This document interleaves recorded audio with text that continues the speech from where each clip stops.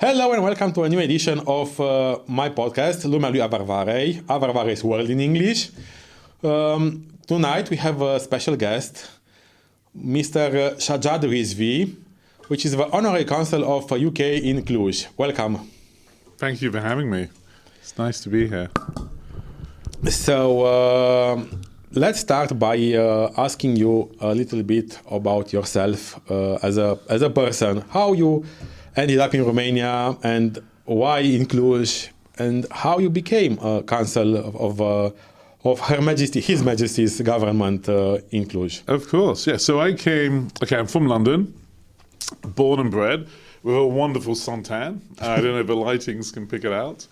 My name isn't typically British, Shajjad, so I come from an Asian descent. My mother grew up in India, my father grew up in Pakistan. They moved to the UK and they fell in love and had me and two other sisters. I came to Romania after the revolution. So April 1990, was it 4 months after the revolution? I came actually in a van with a humanitarian aid to do our bit, because when the revolution happened, there was a lot of images after the revolution of life in Romania for someone who was not so fortunate, especially if you're an orphan or disabled. Yes. And they were all over the BBC. So a lot of Brits, as Brits do, like, well, we've got to do something to help. We've got to fix this problem. We've got to let's jump in the van and fill it full of stuff and take it out and see who we can help. And I was one of those individuals in the van. Came out. I calculated we had enough money for 2 weeks. We spent 6 months. We didn't expect that we could go into a hotel, have a chaffa de pork and salad de vaza and carte of prosciutto, and that would cost about 25 pence. We weren't expecting that. So our money stretched. And because we had a very large van, we were young and, how can I say, foolish. We slept in the van, and whenever we could, we would find a strand, because back in those days, every town had a strand. And we would literally take showers during the summer in the strand. So yeah, that's how I came to Romania. I fell in love. And after 6 months, I went back to London, and I was like, okay, now I've got to buckle down, go to college, do the normal thing. Or maybe I can come back to Romania, come back to this part of the world and experience a change with the people I met. And I decided to do that. And I came back to Romania. So your intuition was that it was going to develop and it was going to go through a lot of changes, and you wanted to be part of it. I wanted to be part of the change. I wanted to be part of the excitement.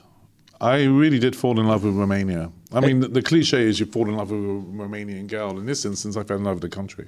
The food, and there wasn't a lot of food back then, but whenever we stopped in a village, we were greeted by, Romanian grandmothers, and they would share their tomatoes, share their cheese, invite you in.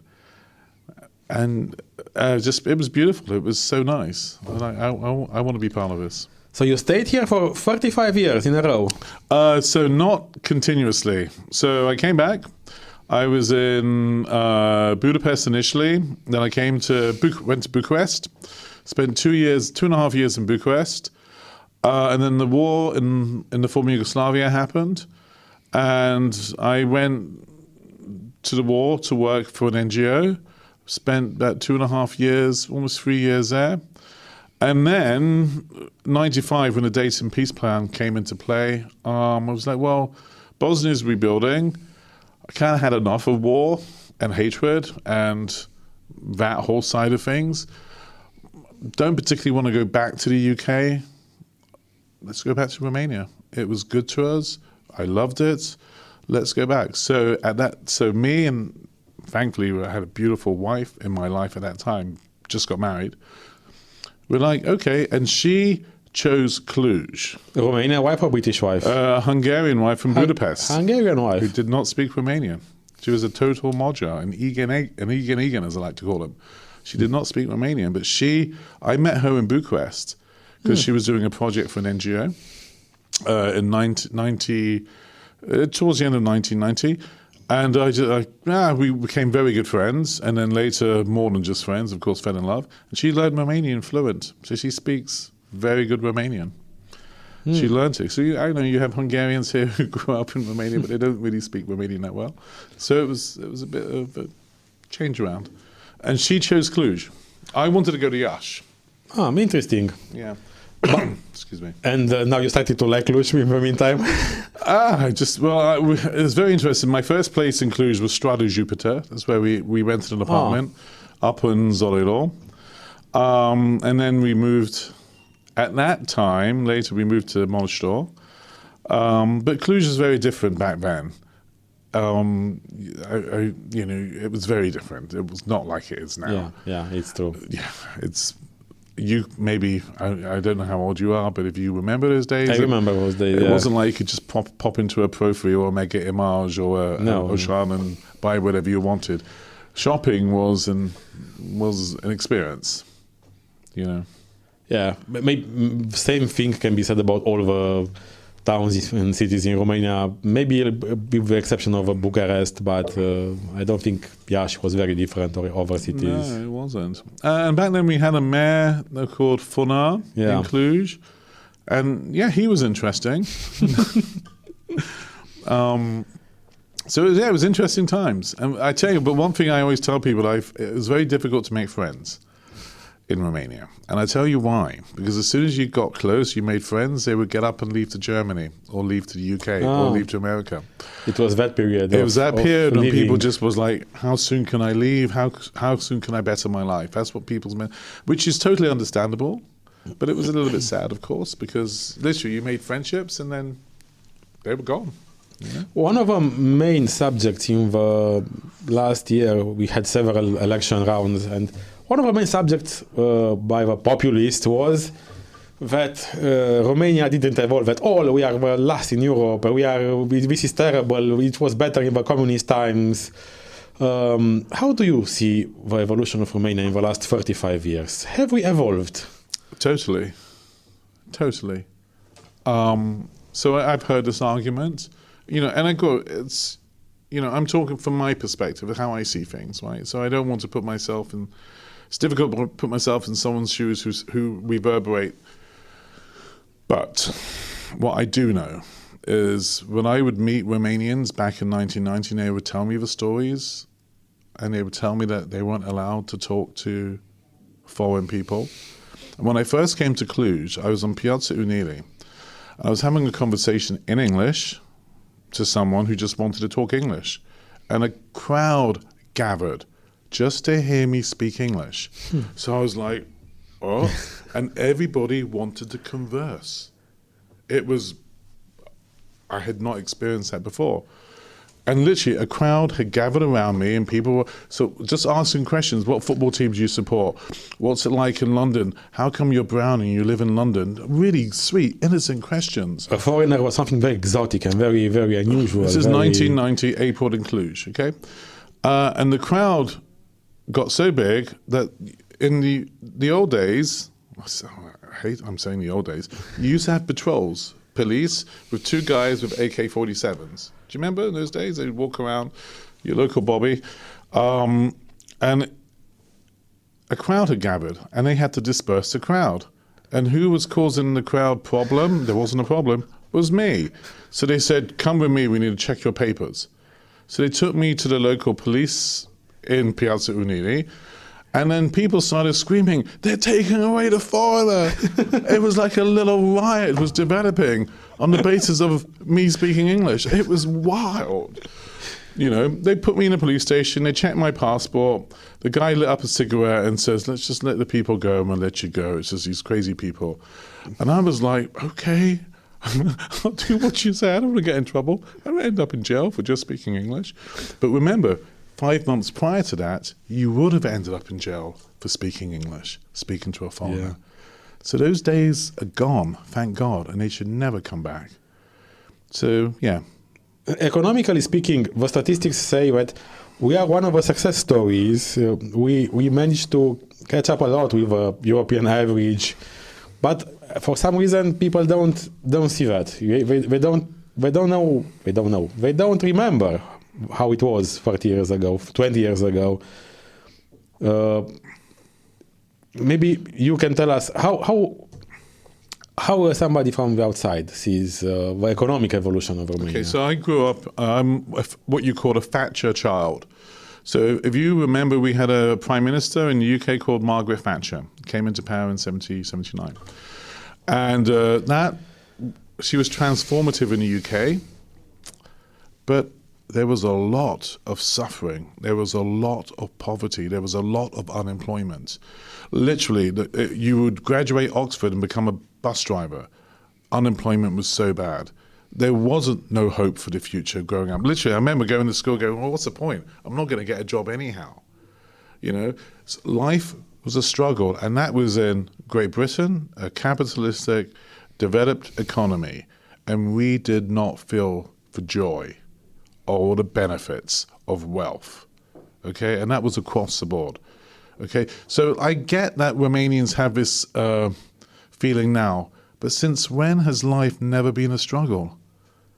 Granted, it's expensive to rent a place here. Inflation is crazy, but we elect those leaders. And do you think, yeah, maybe a different government, maybe a different leader, where a different plan might be better, but going back to the old, come on, you know, who are we kidding here? You know, so yeah, life is a struggle across the board. And you know what impressed me? So I do a lot of business in the UK. I travel the UK up and down. And I'll tell you one thing. When it comes to maybe buying a property or looking at an apartment to buy, Cluj and parts of the UK, the prices is parallel. If not, it's maybe cheaper in the UK. So yeah, Romania has leveled up in so many aspects on standards of living. Maybe not everybody feels it in Romania, but you know what? In the UK, not everybody feels it either. Yeah, it's copy-paste. How did you become a consul of a UK in Cluj? So that was interesting because so look, I'm involved heavily in NGOs and the NGO sector. So when I came to Romania in '95, we set up an NGO called The Little People that helps children with cancer. And we started in one hospital, in two hospitals in Cluj. We did a lot of volunteer activity. We did a lot of work with disabled athletes. We put on an event called Rito, huge Paralympic event. And then our cancer program spread throughout the country. And we developed a very good reputation. Later, I was asked to head up a charity that was growing, wanted to come to Romania, had come to Romania, but wasn't growing. And that was the Duke of Edinburgh Award. That's an NGO on education founded by our British royal family. In fact, the husband of our late Queen, Prince Philip. And I was active, involved in civil society. If there was a problem with a British person, the embassy would call me, not because I was a consul, just because they knew someone in Cluj that knew people in Cluj. That was it. It was very simple. When Chelsea came to play Bayern Munich, Chelsea came to play Cheffer, sorry, in Cluj, not Bayern Munich, that was later. There was a lot of Chelsea football fans, and the embassy came up and said, look, we need help, because if there's a problem, there's only me, the existing consul at the time in Bucharest. Could you help me, Shajjad? I said, sure, no problem. And it was him who recommended that I would be the contact person for Cluj. That was in 2008 or 2009, I forget. And it was just a contact, a point of reference. And it just grew from there. It really did. And in, was it 2015, I was asked to be the consul. And in 2019, they added another title to that, prosperity. So it's not just helping British citizens, but it's helping British businesses and developing that business commercial relationship. And that's how it's been. You know, it's not a big deal. It's a title, but remember, it's a voluntary role. I'm doing this because actually, one, I love Romania, and two, I love the United Kingdom. And I want there to be a harmonious relationship between both. And there is. How did the relations between Romania and the UK evolved in the last decades?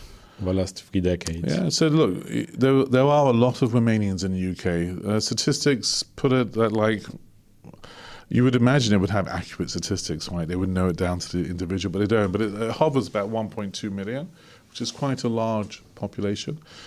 And I know Romanians. So I have a business client in the north of England.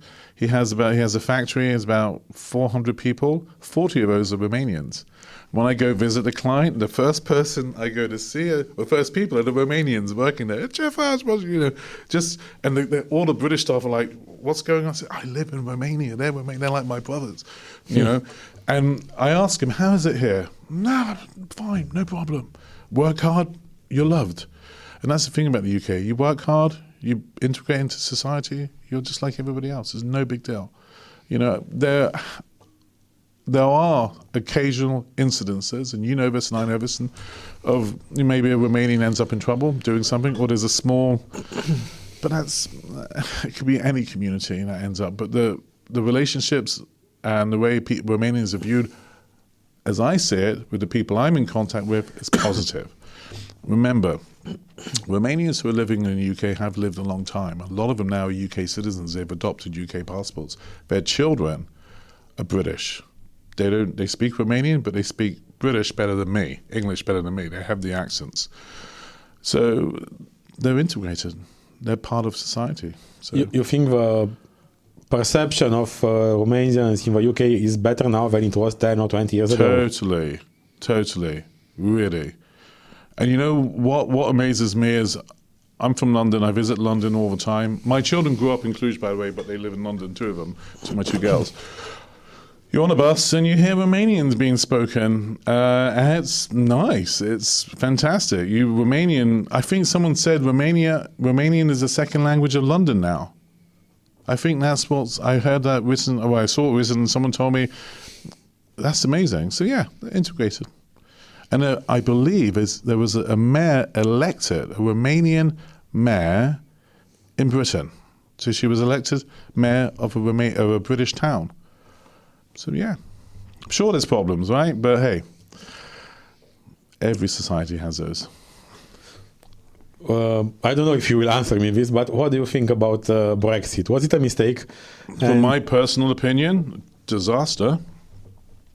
I'm happy to say that. One of the main arguments was this about immigration, about let's cut down immigration, but it's even worse than before. Yes. So look, as far as I can, this is my personal opinion, my perspective. I wish it never happened. I'm very European, very British, but very European. I love the harmony that we experience being part of the EU. I get that the EU is not perfect. I get there needs to be reform, but it's always better to be inside the tent, peeing outside, than being outside the tent. It's another word, but we won't use that online, peeing in. So that's my personal opinion. The thing is, it is what it is. Brexit happened, so we've got to make the most of it, right? There is one thought. If any country was to leave the European Union and make a success of it, what country would you pick? Just say Britain was still in the EU. So in my mind, if there's any country that would leave the EU and make a success of it, the only country that comes to mind is Britain. That's right. Yeah. Absolutely agree. Yeah. So I think we're trying to make the most of it. It already was like the most independent from the European country. Yeah. It was an island. It was It had the Commonwealth. Like if Britain couldn't do it properly, who could? Yeah. But look, I'm an old person. I'm an old fart, right? So I've benefited from Europe. What I feel a shame is the younger generations are not able to benefit from the cross-border exchange for travel. That is a real pity. And consider how many young Romanians would love to go to a British school or a British university in the UK. That's more difficult now. So there's a lot of things that I wish Brexit didn't happen for. But hey, we just got to make the most of it. Is there a large British expat community in Romania and in Cluj? In Cluj, there's a fair amount. There used to be more. So back in the day, there was a lot of British businesses would come set up, and of course they would send their British staff to set up teams. And then they realized, excuse me, very quickly that their British staff were more expensive. and didn't work as good or not as smart as the Romanian staff. So, of course, the Romanians fitted in that world perfectly. So if you look at some of the biggest British companies in Cluj, they're all headed up by local Romanian staff. So those numbers have dropped. What is on the increase are, of course, Brits who've married to Romanians in the UK and they move back. So we have a lot of those. And also Romanians who obtained British citizenship in the UK, decided to come back and live here with their kids to grow. So that's on the increase. So you have a lot of Romanians who have both passports, Romanian and British. And that's on the increase. And what's interesting, we go to Cluj Airport and you see the amount of flights to Great Britain every day. I think there's 4 or 5 flights a day. And those flights are always full, you know. So there's a lot of back and forth. Has the relation between the two countries, between the UK and Romania, changed after the start of after Brexit and after the start of the war in Ukraine? So the way I see it, after Brexit, I think there was a shock for a lot of people, and there was a sadness, especially from a European point of view. And I would imagine, I think Romanians were equally as like every European, but why would you do that? But I think the relationship between Romania and the UK is very strong. Again, as I see it, trade relations are good. Romania is viewed from a professional and commercial point of view as a good place to do business. Why? Because the workforce are smart, intelligent, and forward-thinking. You know, Romania, you have a lot to offer the world. You know, and your generation of managers, middle managers and upper managers are cut above the rest. So I don't think commercially, on the logistical side of taxes, import, export, there was an issue because of Brexit. But on the business side of things, I don't think things slowed down. What was interesting for me is the amount of phone calls I got from British companies saying, oh, we Brexited. We need to have a base in Europe. What is Romania like? And I have personally helped support 3 companies move over from the UK to set up a European base in Cluj. So that's a plus. That's great. I was talking about with your colleague, the French consul, Mr. Pascal Fesneau, about students. There are a lot of French students in Cluj, especially at the medicine school, more than 2,000. Yeah. But there are almost 0 British students. About 40 or 50. It's very little. Although a lot of universities, faculties in Cluj have an English section, even more than a French section. Yeah. Is it Brexit's fault or other reasons? So it's. I don't think someone has jumped on the opportunity of making a business from this. I think that's what it is. So the British students that come over, it's word of mouth. Okay, a lot of them are Asian. They're like me. Mm-hmm. They want to be doctors or dentists. Typically, a profession that an Asian person would get into from the UK, and they see that the pricing is a lot less in the UK, and they see it as a huge cost saving to parents when they come over. But it's informal. It's not formal. There's a business opportunity here. So if anyone's listening, wants to take it up, I think you should start advertising Romania as a place for British students to come and do their studies here. The conversion on the medical exams, that is an issue, but it's a 1-year conversion. So if a British person studies medicine here and wants to go back to the UK to practice, a 1-year conversion, not a big deal. So if you're smart and you're entrepreneurial, it's a new business idea for someone out there. Have you experienced racism in the UK, and have you experienced it in Romania? And what do you think about the current discussions in Romania about the foreign workers? Because there is a little bit of racism building up about the workers from Asia, from Sri Lanka, Nepal, Pakistan, and so forth. Yeah, so look, I grew up in the 70s in the UK, okay? And it was a time where I could feel the color on my skin, not just observe it. So I was beaten up for being brown. I was chased down the street, spat on. You know, you list it, called names, just because I was a brown person with a funny name, an Asian name. I shouldn't say funny name, I just think it's funny. But Wasn't my choice, right? Someone else gave me the name. So I experienced that in the 70s. And that was from white, angry, or maybe not so angry sometimes, British individuals.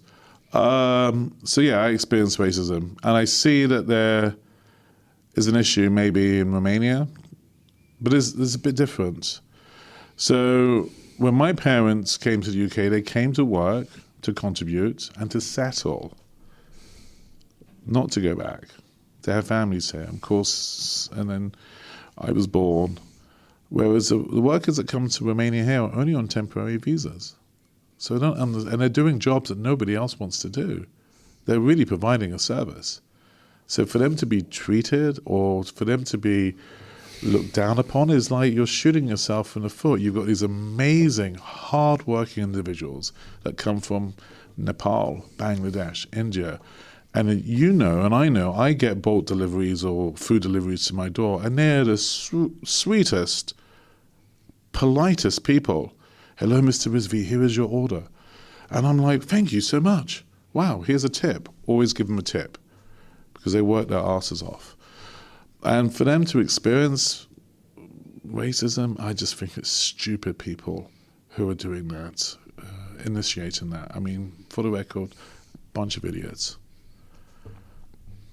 Fortunately, it's a minority of people. Yeah, be grateful. But you know, and this is what's interesting. Look at the amount of Romanians who are in the UK, and sadly they've suffered this racism based on their nationality. But it's 1.2 million. It can't be that bad, you know, in the UK.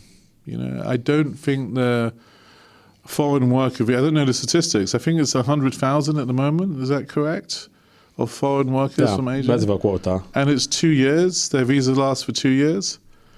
Not indefinite visas. So I go, what's the fuss? You know? Do you want to sit on a bicycle delivering my food? No. I don't mind delivering food. I love food. So by the time, if I was delivering the food to you, it'd be eaten by the time it gets to you. Because I'm a big guy, right? So yeah, be thankful. If we are on the subject of food, what are some of your favorite Romanian dishes? Don't even go there. Okay, I love it all. But now, this is my favorite time of the year, which is crazy because it's cold, it's raining. It's like, I love a good ciorba. This is when you eat ciorba. Man, do I like ciorba. I was going to say you guys. I should be saying that. Romanians know how to make soup and ciorba like no one else. So every day I have ciorba. So my favorite is probably not the most sophisticated. It's meatball, ciorba de pereșa. That's my favorite. With lots of smetana, good ardei aiut, you know, good bread. I love it. But of course I like samale. Love it to bits. I eat them like peanuts. You know, they serve you 3 or 4, and I'm like, come on, give me 10. You know. So yeah, I do like Romanian food.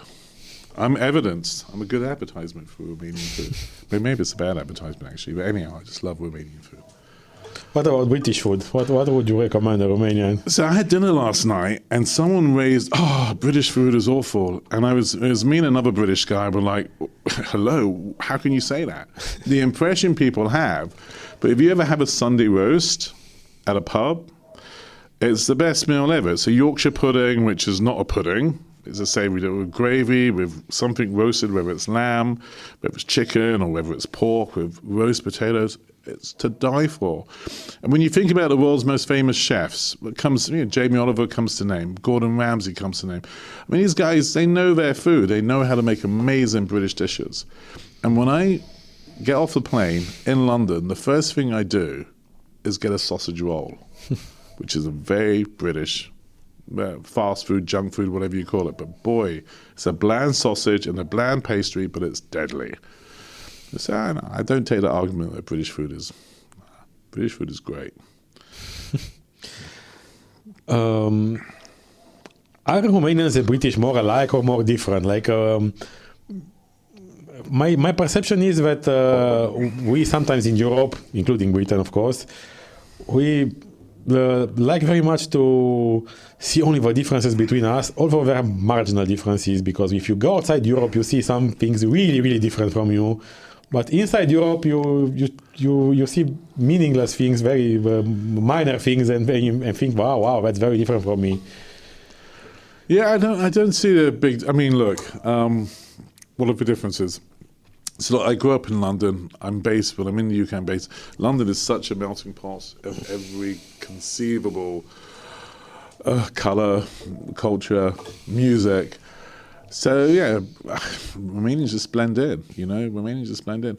And when Brits come here, thankfully in Cluj, they typically just behave and they blend in too. So from my experiences, I don't see a big difference. One thing, an observation is a lot of times I've noticed that Romanians maybe they lack confidence when they're in the UK. They feel that maybe they're not, trust me, they're equals, if not more so. But that's one thing I observe, that Romanians maybe lack that confidence when they're in another country. Maybe it's politeness, I don't know. But Romania has nothing to be ashamed about. Romanians have nothing to be ashamed about.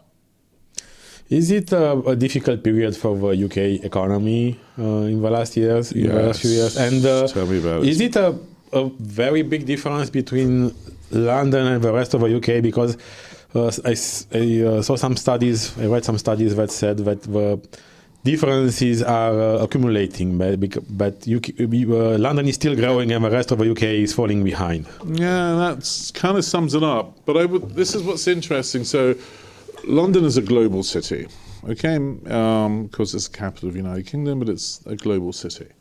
So it's always going to be on the rise. It just isn't. Everybody wants to live there, whether you're Chinese or whether you're African or South American. Everyone wants to go to London, visit London. Now, when you go up north and you go to Wales or Scotland, it's a bit different. But I was in Liverpool recently with my wife. Actually, it was recent. Last year, I was also recently on business, but I was there. And the last time I was in Liverpool was 25 years prior. And when I was there 25 years prior, I was afraid to get out of the car. I was like, I'm not going anywhere. These people are like, oh, they don't like me. You sensed a negative vibe, Liverpool. Now, oh man, it's like a city that's just vibing. It's like amazing. The regeneration, the buildings, the people, you just feel the energy. Granted, there are pockets of poverty. You see that everywhere. But it's different. It's just different. It's not... the UK has problems, we all know, every country does. We're not bringing enough tax revenue to pay all the bills. It's a balancing act. The government's faced with a difficult job. Don't even want to get on that subject. But people are just getting on and trying to make ends meet and making the most of it. There is one industry that's hit severely, and I don't know if it's an economic thing or more a cultural shift. Pubs are closing down, and there's nothing like a great British pub. So in London you don't see this so often, but when you're traveling around, you see less and less pubs, or you see a lot of abandoned pubs or boarded up pubs, and that's not a good thing. But hey, maybe that's a cultural thing. Tastes are changing radically, so we'll see how that plays out. How did you react when the Ukraine war started? Yeah, I was a little bit scared. I think we all were very worried, because, if it was Ukraine, then who's next, right? Of course, we were told, it's just Ukraine, right? Surprised also at how the Ukraine has responded. I don't think any of us expected this to happen, which is like, wow. I was involved in a project that was financed via the UNHCR to help with the displaced persons from Ukraine. In one of my organizations, we employ a Ukrainian person who's displaced to Cluj. Great people, great food also, I should say. So yeah, we just hope there's going to be peace. Look, the smarter people are working on it. Me and you, we can just pray that it comes to a head. How or when, we don't know. It's a great country, Ukraine, so it needs to come to a head so people can just get on with their lives. I had a conversation with a company in the Ukraine that we used to do business with before the war, So literally, my business is a company called Resistant. We put protective coatings on medical devices, ambulances. So like a couple of weeks ago, 10 days ago, you had children who died in hospital in Yash because of a hospital-acquired infection. So you go to the hospital, you're sick, and you come out sicker or dead. That don't make sense. Why? You've got $1 billion healthcare system at the mercy of a minimum wage cleaner. Someone's going to die. Bacterias kill. So we, 10 years ago, invented a coating. Once it's on a surface, that surface cleans itself. Okay? So during COVID, in the Ukraine, the ambulances were coated with our coating. And then Putin invaded and all of that stopped. And they're based in Kharkiv, which is right close to the front line. And he calls me, sent me an email on Friday, calls me yesterday. We want to start up again. The ambulances really need your solution because they're working double time and they can't keep up with the demand. And the demand is to keep the ambulances clean. Because you don't want to end up in an ambulance and get a secondary infection because of that. So yeah, people are getting on with their lives. I was surprised to get the call, but it just shows business has to go on, even if there's a war happening. There was a lot of talk about Russian interference in the Romanian elections, and my personal opinion is that one of the first testing grounds of Russian influence on social media was Brexit, was before Brexit. Would you agree with that? I don't know. There's a lot of misinformation. But people have been lying since the beginning of time, right? So you think it's a naturally bred fake news, or is something influenced from the outside? Look, whether Russia is responsible for Brexit, I don't want to give Russia that much credit. I think we're stupid enough to do it ourselves, right? Sure, I'm sure they have. Again, this is a topic that I don't have expertise in. I can't give a qualified answer. But yeah, we know there is that influence. We know that for facts. To what extent? There's smarter people figuring that one out, But you and me and your audience, we're not stupid. Or maybe I look stupid. I am as dumb as I look. But we have to make decisions based on the information we're fed. Okay? And if your values is actually you're concerned about your family, you're concerned about your community, you want your country to do better, and you don't want to hurt people, then you're going to be following a pathway that isn't going to be negative and destructive, I would hope. Where the rhetoric is against someone to make you better. That doesn't make anyone's life better. So we have to make those decisions regardless of influence of Russia. We're not living in a dictatorial, censored environment, thank God. Information is free, good and bad. And it's down to us to be smart enough to discern the good and the evil and choose. How was the pandemic period? Because you have a business in the medical area. Yeah, we boomed. And then after the pandemic, we crashed. Nobody was like, hygiene? I don't care. I want dirt. I want bacterias back, baby. COVID is gone. No, we look, I work in hospitals, have done for many years, little people. And every Christmas, you would have nice people, sweet people, companies. Oh, we have to do something good for the children. So they would come with bags of oranges and gifts and then pass them out. Not knowing that they're bringing in every conceivable bacteria under the sun and giving them to children. So that visit becomes a health risk. And if you know any hospital, and I'm not referring just to Romania, this is a global problem. Like I said, $1 billion healthcare system at the mercy of a minimum wage cleaner. It's not a good mix, okay? So the fact that cross-contamination is permitted like this means someone's going to die. And typically, in a cancer section where young people or children have a reduced immunity, they can succumb to illness so much quicker. So we invented this coating to deal with that problem 12 years ago. And it's innovation. And people love the word innovation, but they hate to adopt it because there's always a risk involved. So it was a slog. We were knocking on everybody's door. And the first people to adopt it were food production, then public transport, and then hospitals. But again, it's an added expense. And when it comes to healthcare, budgets are tight, even in the private hospitals. You know, because they're just trying to maximize profits. In the state hospitals, they're trying to just juggle a budget. So it is a tough one to sell, but we're selling and we're doing okay. Why do you think there are so few foreign tourists in Romania, and we can also refer directly to British tourists? So what should Romanians do to attract more tourists from the West and from the UK? Well, there's a lot more than 10 years ago. So Yeah, there's just not a boom like there could be. Look, you know our king, His Majesty does visit Romania often, so you certainly have a good advertisement there. I don't know. Look, I see increasing, like I said, every time I'm on a plane going back and forth to London, that flight is full of, I would say probably 20% of that flight is Brits. 20 to 30% of that flight is Brits. Coming for conferences, coming for tourism, it's on the increase. It's just, if you were to compare, you cannot really compare. Okay, Budapest is a beautiful city. It's the closest big city to Cluj. It's different. It has a different offering, a different infrastructure. You don't particularly want, Bucharest doesn't quite like that. Although there's lots of Brits who go to Bucharest on stag do's. When I did my class reunion in the UK with my mates, we all did it in Bucharest. They all flew out to Bucharest. They loved it.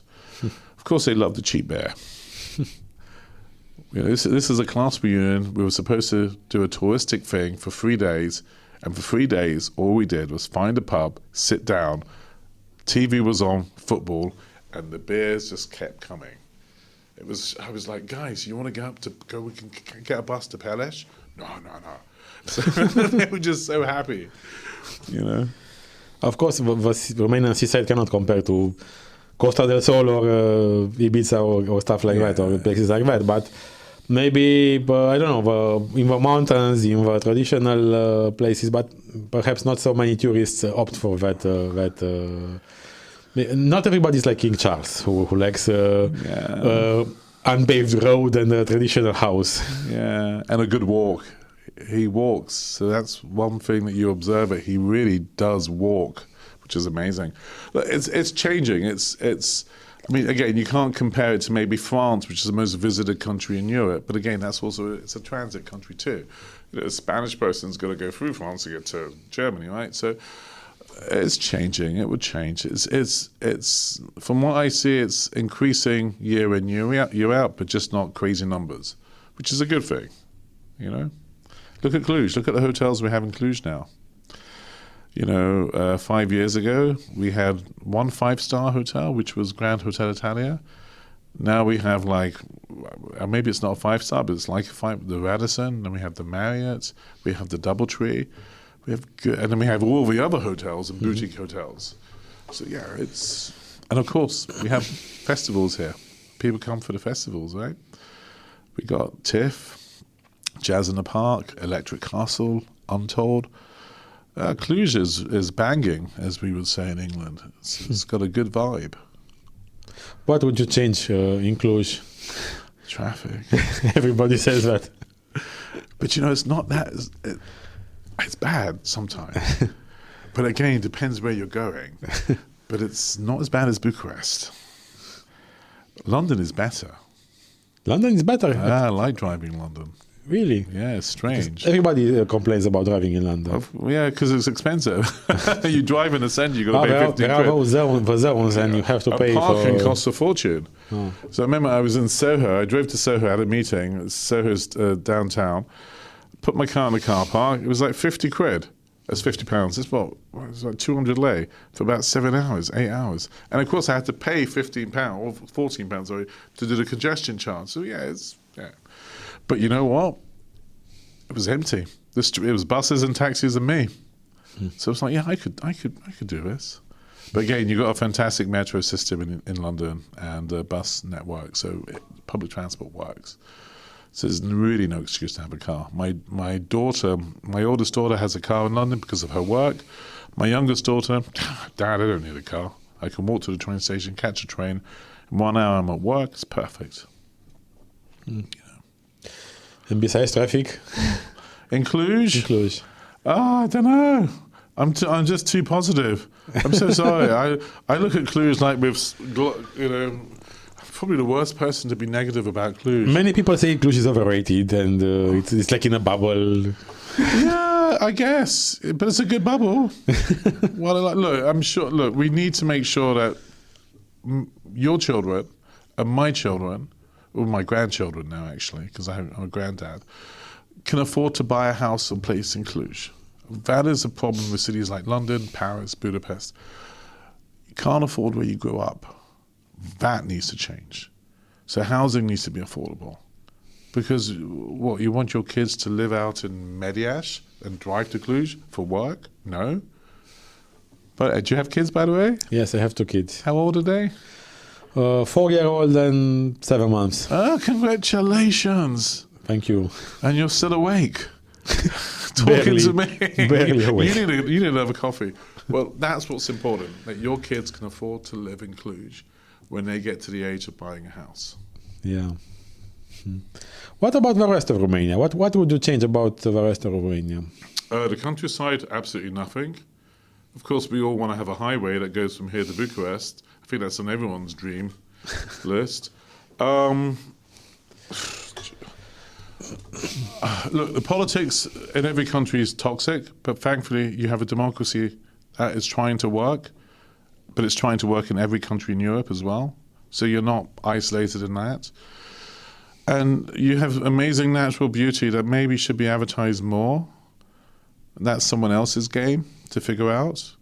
So again, I'm useless. I'm trying to think of what bad things to what. And I'm sure your listeners can think, well, what you should be. I don't know. I think I like Romania too much. Why do you think foreigners are more positive about Romania than Romanians themselves? Because they're surprised.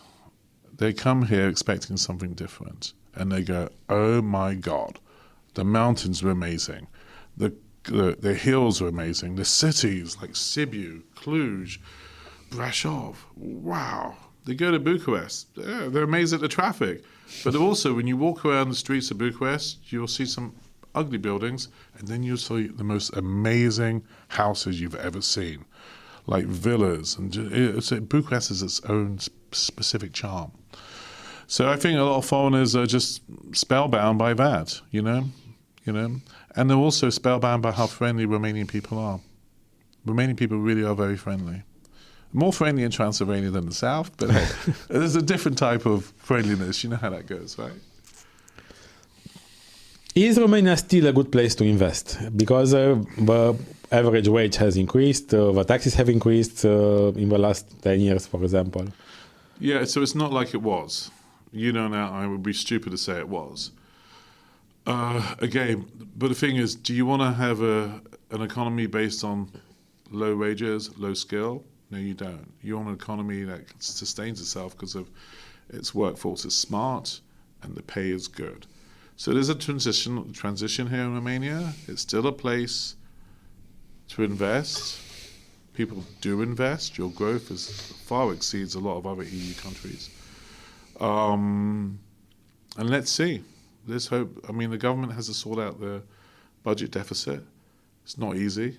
But again, is it easy for any other government in Europe? Because we're all feeling that pain. So let's see. Let's hope for the best. I think one thing that's really changed a lot in Romania, maybe it hasn't been eradicated, but it's changed a lot, is there's less and less corruption. I'm sure there's instances where it's not 100% the case, but it's a lot different than it was 10 years ago or 20 years ago. And that's a positive. It's merit-based, not because you're paying someone under the table, to get a business deal done. Are you a believer in a more united federal Europe with an army and stuff like that? You're asking someone from Britain that question? Yeah, someone who lives in Romania, and you said earlier that you are a European, and you like the idea. So I'm Mr. NATO. I love NATO. I think NATO is a good thing. It's worked. It's made a deterrent. A European army? Nah. Personally, maybe not a big fan of that. So I would prefer we were still in the EU, Britain. But it doesn't mean I think the EU is perfect. My ideal situation, and this is off the record, on the record, how you want to interpret it, is there is a European Union commercially, a common market, as it used to be called, maybe a little less politics. You know, that's how I would see a Europe working. You know, but that's how I see it. Do you think we live in a very volatile situation, you know, internationally speaking, with the wars and a very chaotic American administration? Is it a dangerous period?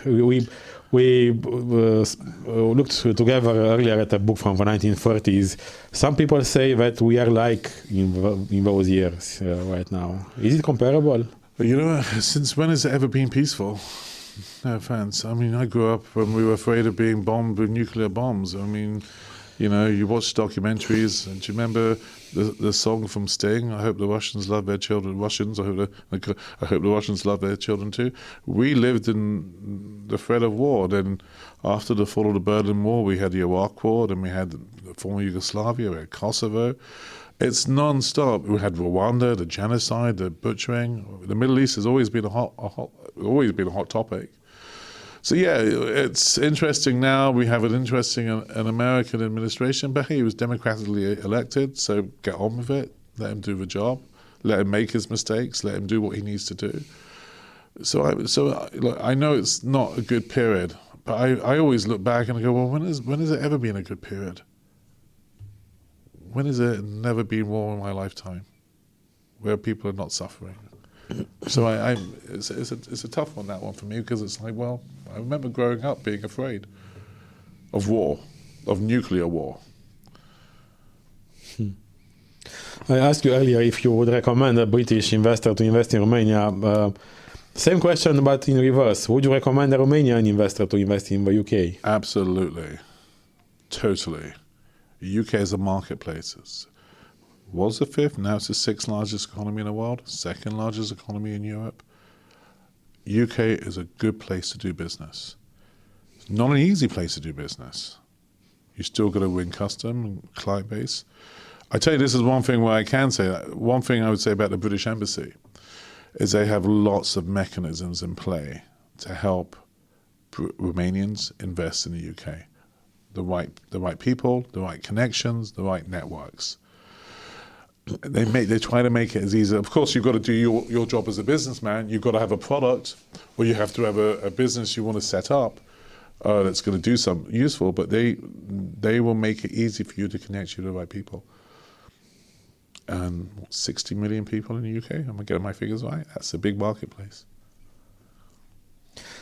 In the end, I want to ask you if you are optimistic or not about the future of Romania, the future of UK. So I'm only laughing because I am Mr. Optimist, right? I wish I was a pessimist. Even my kids say, Dad, say something negative. Well, I don't know. Yeah, absolutely. Totally. But yeah, you have to filter that with like my stupid optimism. But I just see a great future for Romania. I really do, because I have full faith in the Romanian people. I've lived there long enough. I love the people here. I see good, bad, and the ugly. But thankfully, the good far outweighs the bad and the ugly. And in the UK, I grew up. I didn't have much hope in the UK growing up. Like I said, I was beaten up for the colour of my skin. It's not the case now. So that's change, positive change. And I don't fear nuclear war like I used to. So that's got to be progress, right? You know? Only when Medvedev gets drunk and starts to yeah. Besides that, it's not really happening. Yeah, but the Russians, a song by Sting, is kind of outdated, you know? Yeah. So Message in the Bottle is a better one to listen to. Mr. Rizvi, thank you very much for coming to my podcast, and we hope to have you again in our studio, maybe in the future. Yeah. Thank you very much. Thank you.